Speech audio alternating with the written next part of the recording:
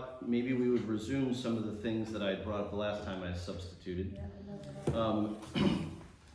And what I had done there is just had some open questions about how we looked at the scriptures, how we read them, and then some questions around that, just a very general. We don't have to dig into any particular Old Testament or New Testament text.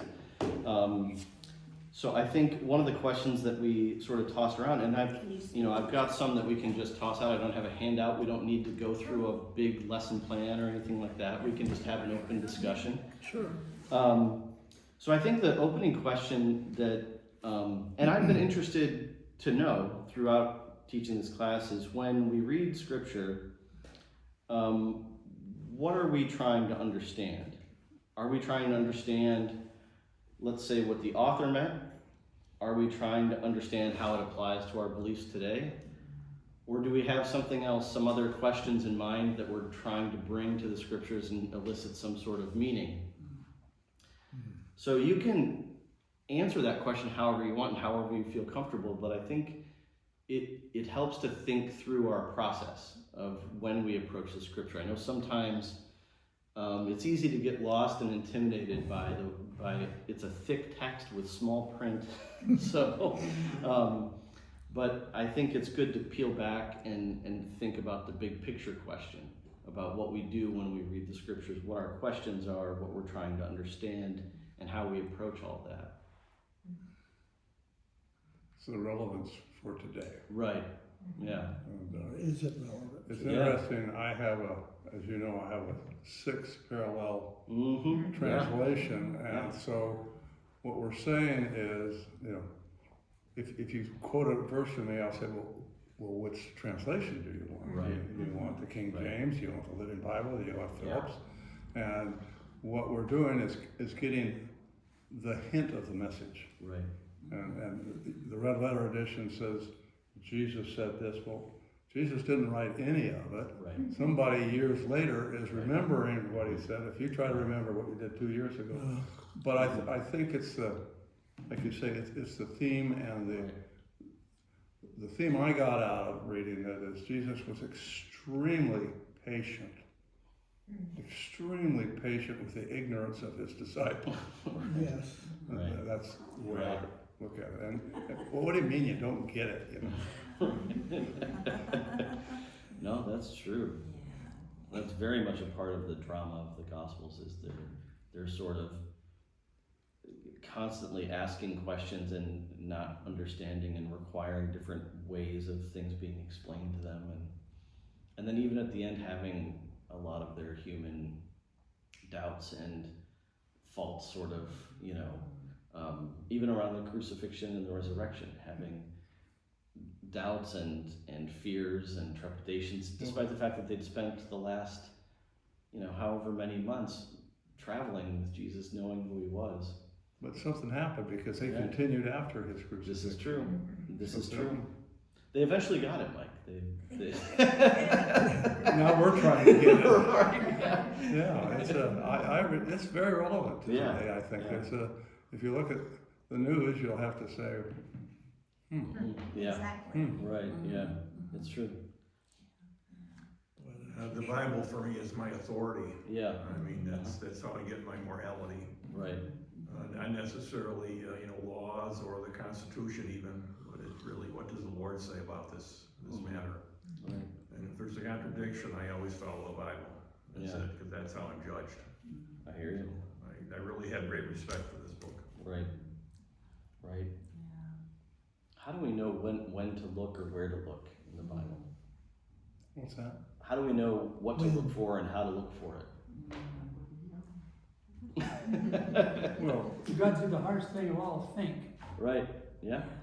They could always Google search. I mean, Right. That's true. Some That's Bibles true. have, or Yeah. other Bibles have a thing in the back that if Right. you have a certain Indexes, topic yeah. that you want to read about, you can go and it'll tell you where to go. Those types of tools are really indispensable. I think what helps me more is all of you. And Oh, we have yeah. a men's group. Believe it or not, we have a men's group. Yeah. And the second half of it, we do talk about the Bible. The first half, you don't want to be Yeah. there. Yes. And having other people share The Bible doesn't give you a to-do list. They give you, you're supposed to think.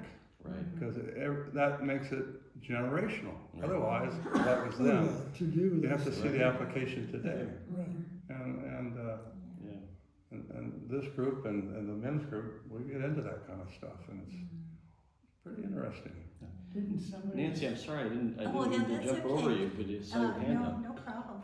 I was just gonna say that I come from a tradition where you do not question the Bible. Every single word is just there, you know, you can't question it. So I've really appreciated this class because now I really do some thinking as I'm reading, you know, I think, well, you know, what is the context? Right. Would Jesus really have said that? You know, what else is going on there? So it's been real liberating. Yeah, that's great. Good. Yeah, it's important to you know, remember that on the one hand, it is a text. It's in black and white. It's on a printed page, and that can make it seem very rote and flat and something to just memorize and rattle off. But this is a three-dimensional world that it came out of. These were flesh and blood people who lived and wrote these things down and had many experiences and thoughts to share. And as Mike alluded to, and John has alluded to, also had revelation about God to share. So these are things that are all baked into it. And you're right, it's not the, as I always like to explain too, it's also not just that it came out of a three-dimensional world, but in many ways, and as actually Mike alluded to as well, Jesus preceded the text about him. So the scriptures are here, they are here to help us, but they're also the beginning, not the end. So they're here to open your eyes, to open your heart, to open your mind, to think and act out in the world. It's not here to be the end of your thinking. It's not here to stop you from thinking or stop you from having questions or stop you from going to church. So you don't have to just buy your Bible and go home. Right. You know, there's a community of faith that we're all engaged in, and the scriptures are very much alive in that regard. They're a part of our community, and it's in many ways what keeps us going and keeps us asking questions, keeps us thinking, keeps us engaged. So I really like that. Nancy. I find myself many times, it's when a problem comes up in my life, and I don't know which choice to make. It's a close choice.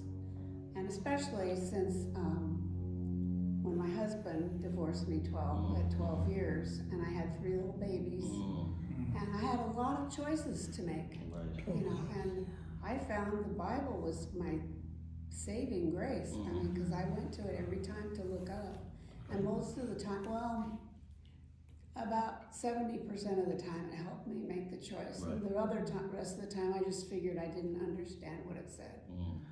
I don't know. Yeah. Logical. A statement of the hardest thing you'll ever do in life is think. Right. Yeah, that's true. It's really true. Don't let it get to you, though. Right. Yeah. Well, no, that's true. And sometimes the scriptures can just provide comfort, even if you don't have an understanding of what the meaning is. You know, perhaps there's something that just, you know, you read something and maybe it helps you become more reflective, or maybe it helps you sort of shift gears. Maybe you're not so preoccupied with the sort of feelings of anxiety or, you know, fear or anger. It can sometimes have that effect on you. Even, I mean, I don't want to, you know, it's not to diminish it, but it can have a similar effect like poetry, you know, and some of the scriptures are poetry, that it just helps, it has a soothing effect on your disposition, and you can read it and just feel a sense of comfort, even if you don't have the grand picture in mind of what it all means, but it really does help you sort of, I mean, really it helps you to commune with God, helps you to enter maybe a space of prayer. So the scriptures have a multitude of applications in that regard. Yeah. Yeah, it's not an engineering text. Right, it's true. I've tried to make it that It's way. not It this, doesn't Right. work. this bolt needs to go here exactly. Right, exactly, Yeah. exactly. Plus the fact there are several places in the Bible that address the same issue. Right, that's So true. that helped me think through it too. Yes. Yeah, no, that's very true.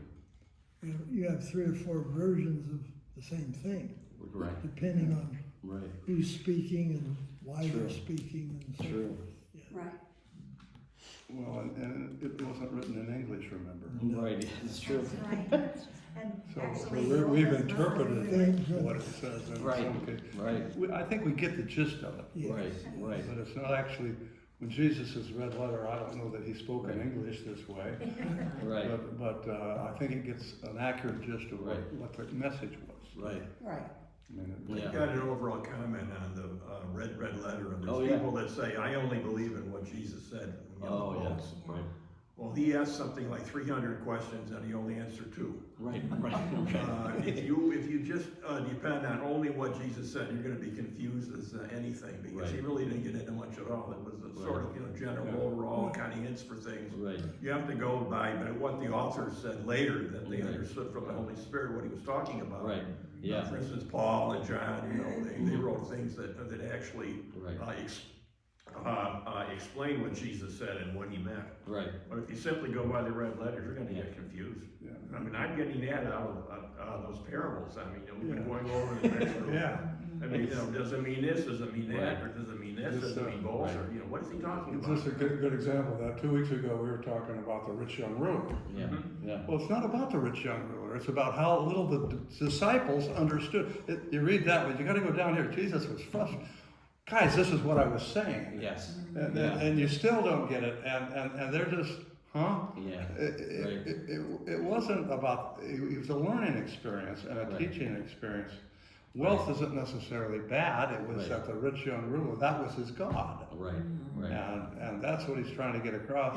And I got a kick out of it. If you read that scripture and then go down to the bottom, he says, listen, dummies, yeah. this is what I meant. Yeah, exactly, That's Right. what I. Yeah. And Like even the apostles many times didn't really understand what Jesus No. said. In fact, he became angry and he said, why don't you understand? How many Right. times do I have to tell you guys this? Right. I mean, Exactly. even they were confused, Right. It took Right. years for them to figure out what he was talking about. right, It's like when you try to explain something to teenagers. right, You Yeah. can Right. talk until it's just like Yeah, talking. talk to a until wall. you go It's a lot of hoarse, and they still don't it's know. lucky they grow up. right, It's yeah, also like our government runs. right, right.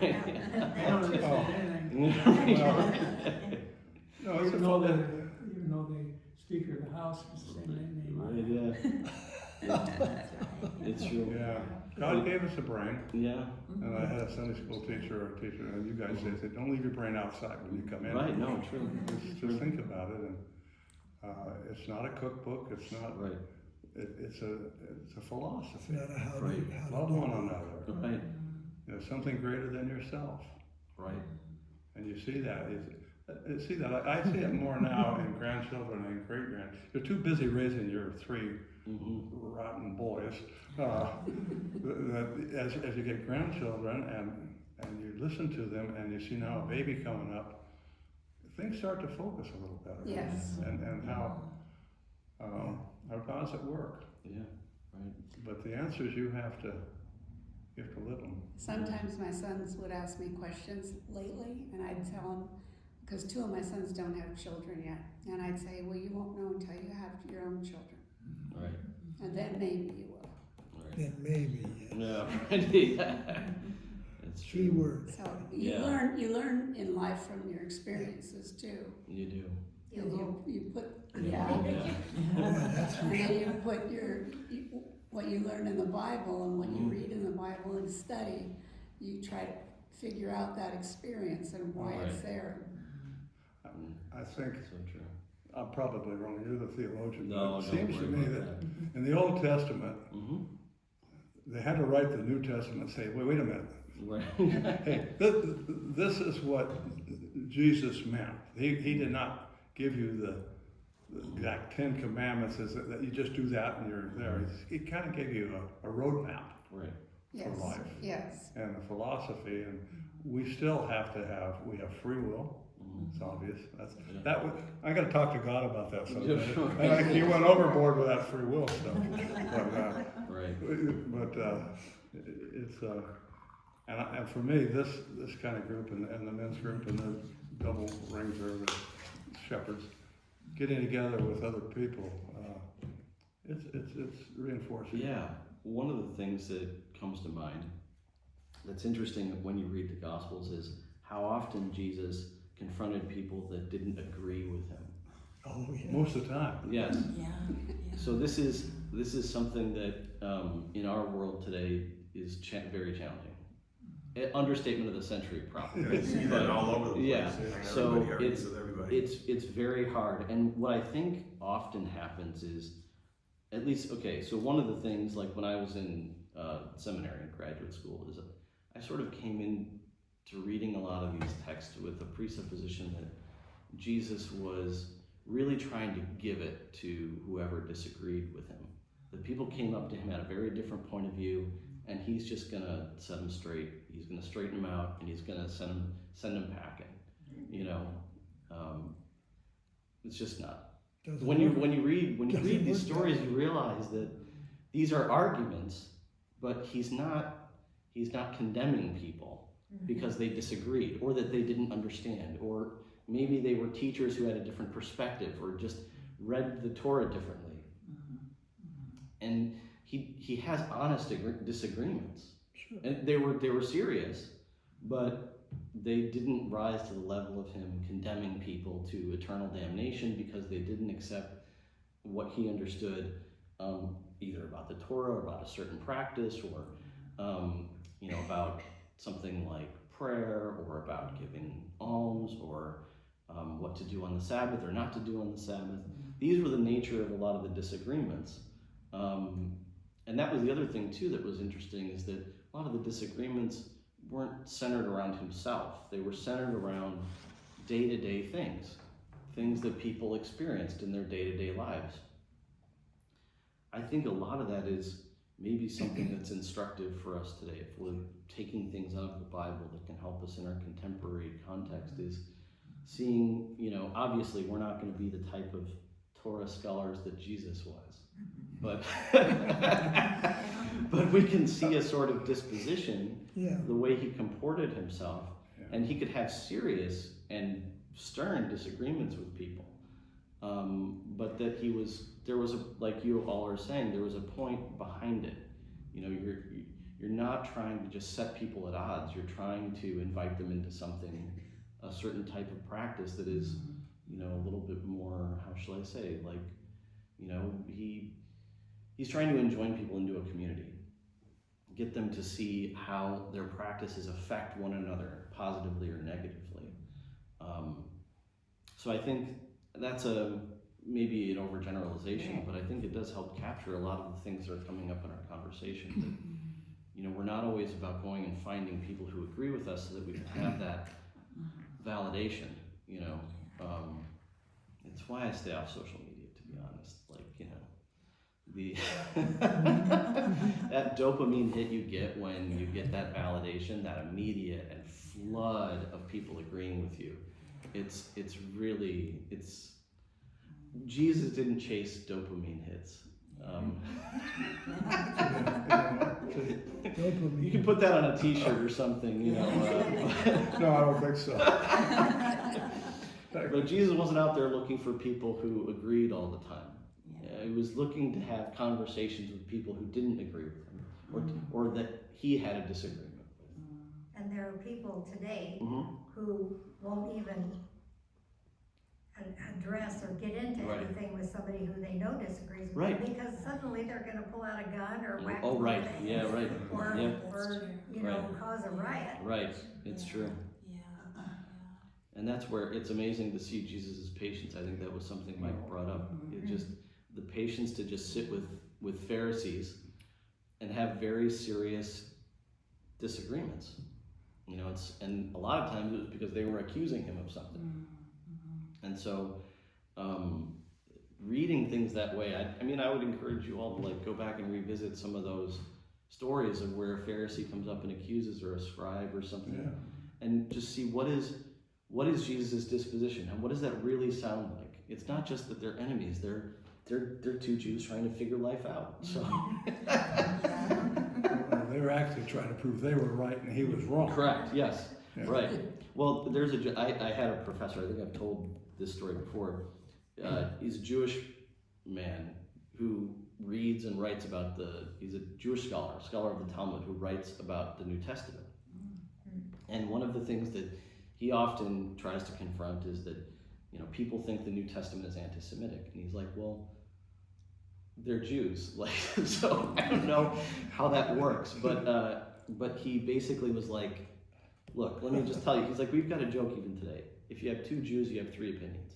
He said, we don't agree about anything. So the idea that you would have people arguing and upset with each other is very normal. He's like, so that's kind of the perspective he takes on a lot of these things. But that's, I think, instructive on just remembering that these are people, yes, they disagree, but there's a certain fraternity that they have that matters just as much. So they're all trying to figure in the New Testament, they're all trying to figure the Torah out. And that was pretty challenging. Now that we've added a second volume to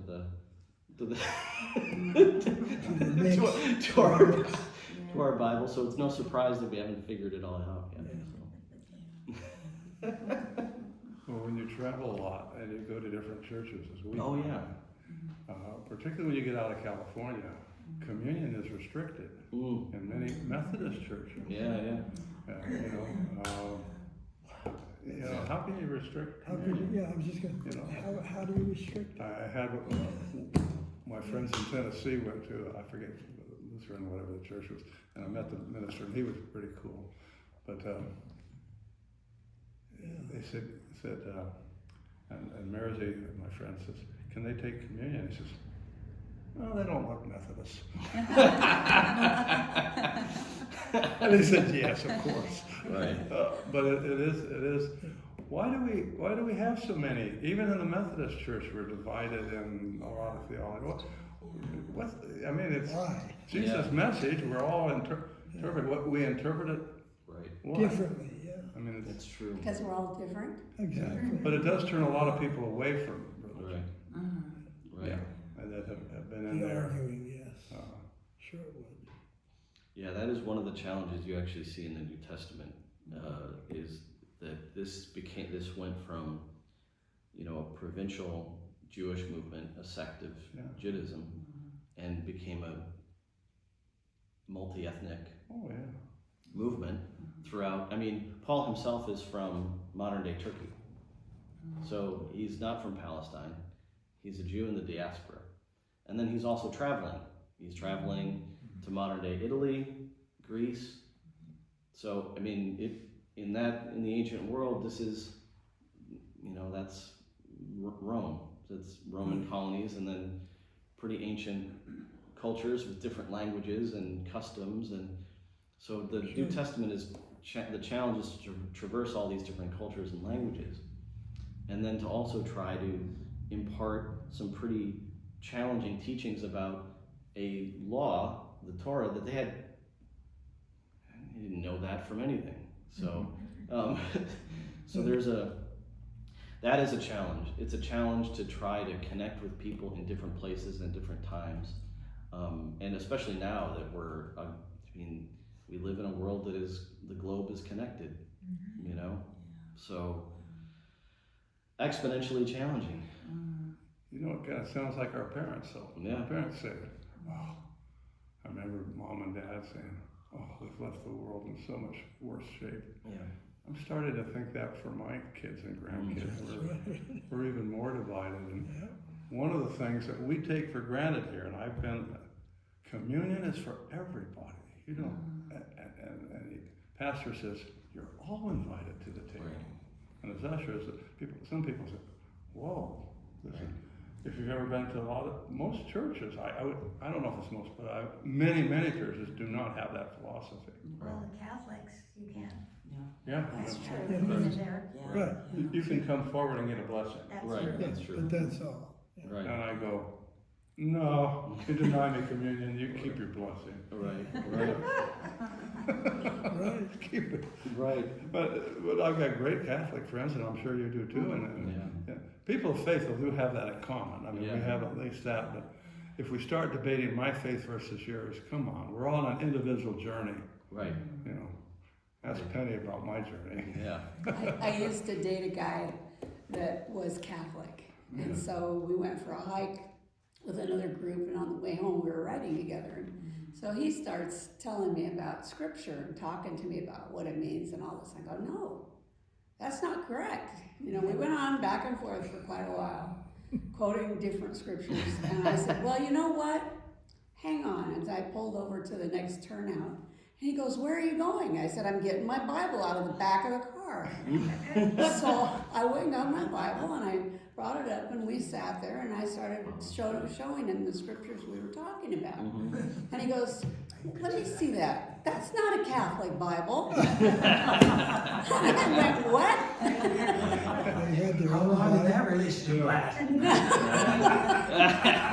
She left him in the turnout and went home. Oh man. No, I wouldn't do that. Some of you remember Jim McCormick, he was a wonderful minister here, and he probably influenced my theology more because I was really struggling. I had lost my brother in Vietnam, and it was just, God. And then he says, teach Sunday school. I said, wait a minute, you're asking the devil into the classroom? Well, Penny and I, Joe and Olive Moody, remember? Yeah, The four of us, an older couple and younger couple, taught a class of 5th and 6th graders that were 60 strong. I know because we had them at our house. We also had the police, but that was because they wouldn't let me put my haunted house on it. But that was the biggest experience of my life. Listening to the children, listening, having the fellowship with the kids. We still are in touch with some of your kids or those kids that were in the class. It was a great experience. You, as a teacher, you become the best student. And, That's true. And it was really and the red letter is there, and the best lesson I heard was one of the classes we had here. And I think it may have been Phil or McCormick or something. I'll take credit for it. Said probably not this guy. Right. But the message was, come to church, bring your brain with you. Right. Yeah. Yeah. Don't leave it at the door. No. And if you haven't been to a church that restricts communion, you don't understand how inviting ours is. And the fact that you come, we're not questioning just come to the table. Right. That's important. Yeah. Yeah, it includes you. That's more.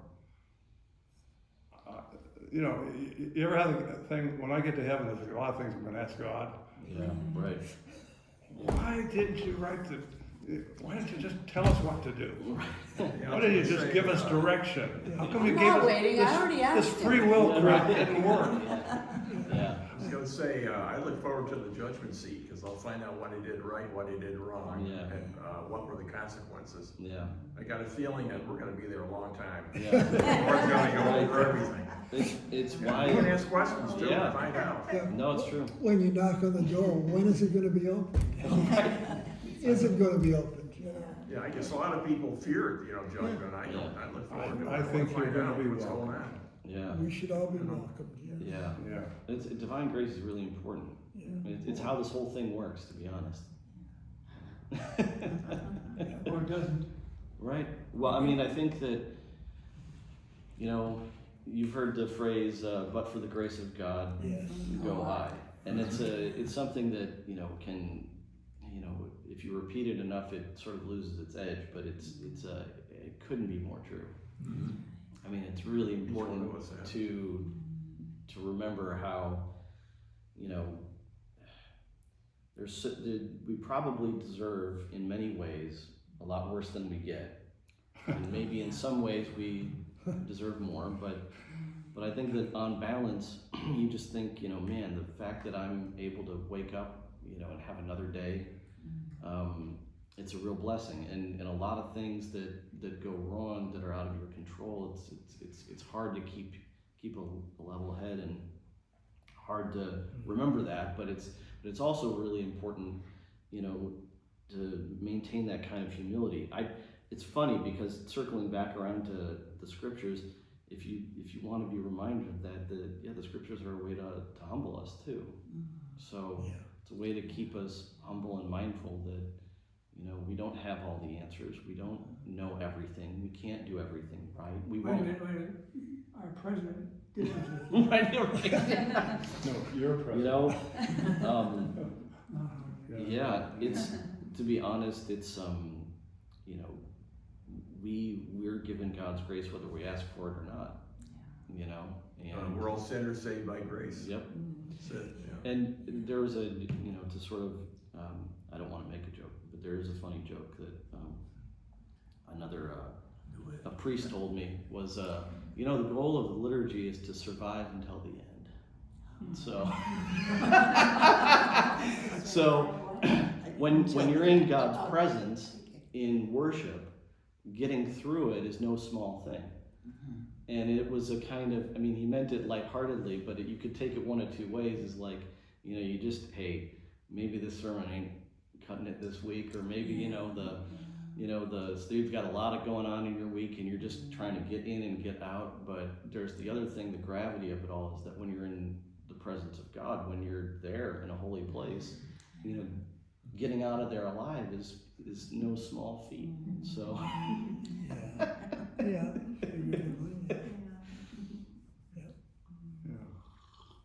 I'm reading a book that's on the United Women in Faith book list, and it's called Ubuntu. I may not be pronouncing it right, but it's a South African philosophy. And one of the things that the author is the granddaughter of Desmond Tutu, and this, I think he kind of started this philosophy. But one thing that they do is they look at their enemies as people, and they try to break down barriers that way. Yeah. And one thing they did, there was a conflict and two tribes were annihilating each other. I think it might have been Rwanda or somewhere. And they got people from both tribes together and tried to make them see what the effect of the war had been on the other side. That both people were losing relatives, both people had their villages, destroyed. And it really helped. The two groups kind of settled in, and they may not be thrilled with each other, but they're not trying to kill each other anymore. So that would be a hard philosophy, but it's an interesting philosophy. Yeah. And breaking bread with people, that's really important. Yeah. It seems it's kind of human nature to figure out what's wrong instead of what's right. Right. Yeah. And it's something to fight. You're always on a journey. They always said that you can be a baby Christian when you're 85 years old. Right. You can be a mature Christian when you're 4 years old. Right. And tell your grandpa, well, Jesus said it. What you dummy? A lot of things that are easier said than done, like judge not lest ye be judged. If you all figure that one out and how to live that out day to day, please let me know. We really got to think about what it means. Right. Sure. Right. And it's putting yourself in another. It requires a lot of empathy. Somebody asked me about why do you want to be a Christian? I says, you can't prove it. I says, life is better. Yeah. If nothing else, life is just better. Right. It's not complicated. It's simple. It's good. Right. We make it complicated. It's not complicated. No. I go around the house, I find what's wrong, what needs to be fixed, not how much. Right. Everybody in Arcadia has a luxury house. Right. Just Really? yeah. Well, just go south a little bit. Oh, I know. Right. Yeah. Yeah. Well, that's really true. What seems a shame to me is, you take Israel, it's a little country, 15 million Jews. Yeah. They're surrounded by, I'll say, 350 million Muslims that hate them, absolutely want to kill them, push them into the ocean, drown them. Right. And that's God's chosen people. God picked these people to, spread the Bible, gave them the oracles, and it's a mess. I don't know what, things just didn't seem to work out, you know, like they should, you know? In that area. It's very confusing, that's for sure. Yeah. I mean, I look at that country as, boy, that's a shame, you know, what's happening to them. And then I think, okay, why, God, why are they the chosen people? They make no sense most of the time when they're going back and forth with Israel. And Yeah. it's very difficult to understand. I've known a lot of Jews in my life, and they're all seem to be great people. Yes, I have too. Yeah. But if you look at the countries like they were talking about, it's not that way. I mean, what's going on over there, it's been going on for eons. Yeah. Yes, It's the it time doesn't of, change. it hasn't changed in millions of years. Yeah. That's why all these treaties that they wanna sign, and they Yeah. sign them, and the other part goes home and rips it up and throws it Right. away, and they And just they carry start on. it Yeah, all they over. break them within 5 minutes, yeah. You can't, We've been to Israel. It's a Yeah. beautiful country, beautiful people. Oh, yeah. I mean, you look at what's going on over there right away. For the last 2 and a lot of months, them don't agree with the they've signed, government right they've now, signed just like this treaty, anybody else. and then they've signed that treaty, and nothing. I'm not sure I'm right, but I think we're in this war because Trump sided with Israel. We have no reason to be in this war right now. I know a lot of because they're a Iranian people. democratic country, Huh? because they're a democratic country. Yeah, I suppose. Well, the others are not. I think Trump is, Well, we can't destroy him just postponed the because. rapture myself, Yeah. 3-4 years, you know, because he's actually helped Israel. Right. Notice, some of my Iranian engineers are some of the finest people I met. Now, they were expelled because, Or they could see what was gonna happen and they left. Yeah. Well, even worse, it says in the Bible that in the end times, all nations will come against Israel. Yeah. That's depressing. I mean, Yeah. Yeah, I thought it was I mean, too. what kind of a, you know, future?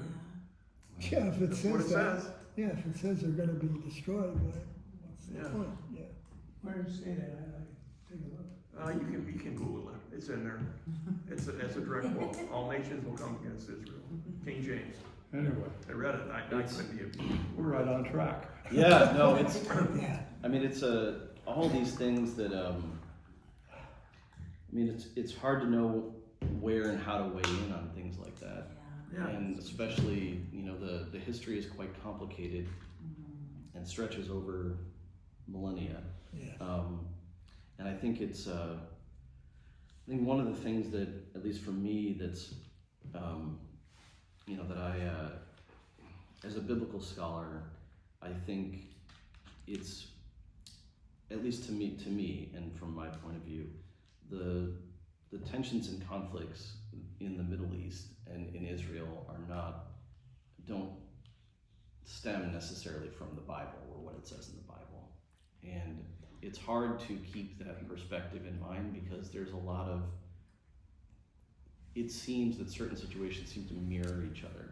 You do see Israel under siege quite a bit in the Old Testament. You know, that's unavoidable. But the modern state of Israel isn't the same as Right. as the two kingdoms of the Old Testament. And during Jesus' time, there was no state of Israel. It was a Roman colony. So the situations are quite different. The people who are there and inhabiting and controlling those lands have changed over time. And the people involved in those conflicts have changed over time. And they don't necessarily represent the figures and states or governments that are written about in the Bible. Mm-hmm. So I think that's one thing that's important. It's Sure. hard because Sure. I get it. Like there's a lot that looks quite similar and looks quite parallel. But it is important. I think this is just another sort of where I'm going with it is I think it's very important that people, myself and people today, are held accountable for their own actions and don't just rest on the Bible and say, well, it says in the Bible this or that. I have a claim to this land, or you don't, or blah, blah, blah. You know, these are decisions that, you know, are in people's hands, and they have a responsibility, you know, to live up to God's laws, independently of what the history was narrated in the Old Testament. So going to war is a decision that a head of state makes. It's not something the Bible tells you to do. Right. And I think we can all agree on that. The Bible didn't tell you to slaughter people. It just didn't. It didn't tell you to do that. And now, they also have a responsibility to their people. They're in a modern state. It's not just about going to war. It's about defending your territory and things like that. It's complicated, so I'm not trying to pretend it's not. But I do think it's important to make that at least fundamental distinction between, yes, there are things in the Bible that seem to speak to a conflict in the Near East, but it's important not to think that there's a straight line from there to here, now. yeah, there to There here. to now, So, and then also I think one of the things about being a Christian, a person of faith, and I think it's come up a little bit here, and there's a sort of undercurrent of this feeling that, you know, it seems sometimes our faith, living out our faith, makes us vulnerable. That we're asked to do things that feel, you know, like I mentioned, judge not lest ye be judged. It's like, well, what happens when I don't exercise judgment that way? I feel very vulnerable. I feel like I need to protect myself a little bit.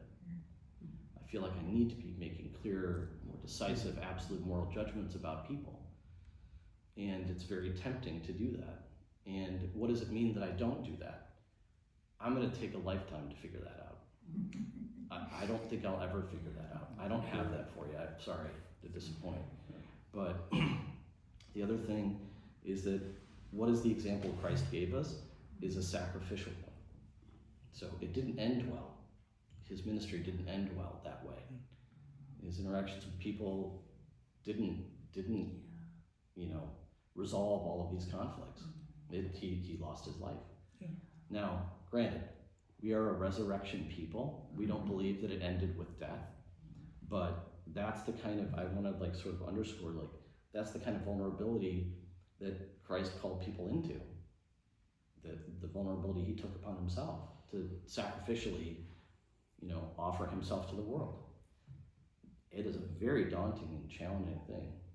And it's not something I take lightly, and it's also, albeit, you know, just because I have a PhD and stuff doesn't mean I understand it. So. That's right, that's right. You're right. I think you've said it very well. Yeah, you So said it well. it's so I guess reflecting on the current state of affairs in the Middle East and also in our country, it's, you know, it's really, Will it ever end? yeah, and what do we do with that, and how do we live our faith in the midst of that? And you know, you try to go back to some of the more, you know, basic things about grace, peace, love, justice, mercy, and it does not make life easier. It makes it more challenging. It's and it doesn't give you all the answers. But I do think, as Mike said and a lot of others have said, is that there is a sort of, we find our moments of peace and comfort though. We find our moments where it's like, okay, I'm facing maybe resistance, or maybe I'm not, life isn't going maybe the direction I thought it would, or maybe today's tough, had a lot of tough conversations, or maybe it was a long day at work, but I can rest assured that, you know, you can give yourself some peace of mind that is, as long as you're pursuing those things that are really important and vital to your faith, you know, at the end of the day, you can maybe rest a little bit easier. Right. You know, and I think it's particularly important that I really appreciate you as a Bible scholar listening to how much you don't know, because you still have to make choices. Right. Yep. And one of the choices, I've had the privilege of working throughout the world in a lot of places, even in China and Russia. People are good, or they're bad. Right. Yeah. What do you want to? You decide. The guy in the vendor, right? We went to a place in Russia, and the guy's selling things, and he's speaking in one language to another. He speaks in perfect English to us, and speaks another, and it's just a nice person, you know. But if you decide all Russians are bad, or the Chinese are evil, then they will be for you. Right. But they're God's children For too. you. Yes. They're, you know. Well, amen to that. We should probably get to service. But Yeah. This was a great Hey, conversation. thank you. I always like leading these, so, Interesting conversation. yeah. Your problem is you make us think. Oh, well, guilty as charged.